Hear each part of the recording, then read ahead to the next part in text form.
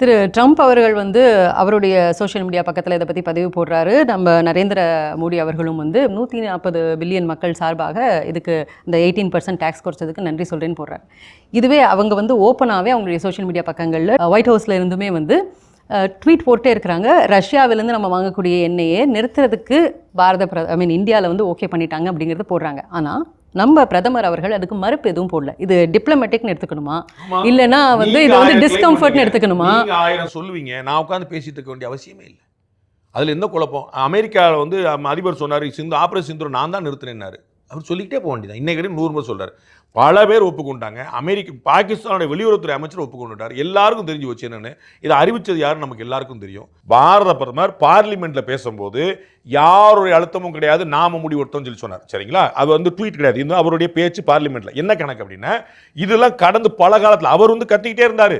எனக்கு நோபல் பரிசு கொடுக்கணும், இந்தியா போற நிப்பாட்டினாரு. யாருமே கண்டுக்கல. அவரா பேசியிருந்தார். நோபல் பரிசு கமிட்டி திட்டிட்டு இருந்தார். அவர் சொல்றதுக்கு நம்ம ஏன் சண்டைக்கு போகணும்? யாரோ ஒருத்தர் நம்ம ஏன் சண்டைக்கு போய் நம்ம கெடுதல் வாங்கணும்? சைனா கூட நம்ம பகைக்கு போறதில்லை. ஏன்? நாளைக்கு தேவைப்படுவான். புரியுங்களா? அப்ப நம்ம பகைக்கு போகாம இருந்தோம். இதுதான் டிப்ளமசி. பியூட்டிஃபுல்லா பண்ணோம். ஒரு பிரச்சனை இல்லை. அவங்க 1000 கிளைம் பண்ணிட்டு போறாங்க. ஒப்பந்தம் வரட்டும், தெரிஞ்சுக்க போது கத்திரிக்காய் முத்துனா கடைக்கு வந்தாகணும். அன்னைக்கு நம்ம பேசுவோம்.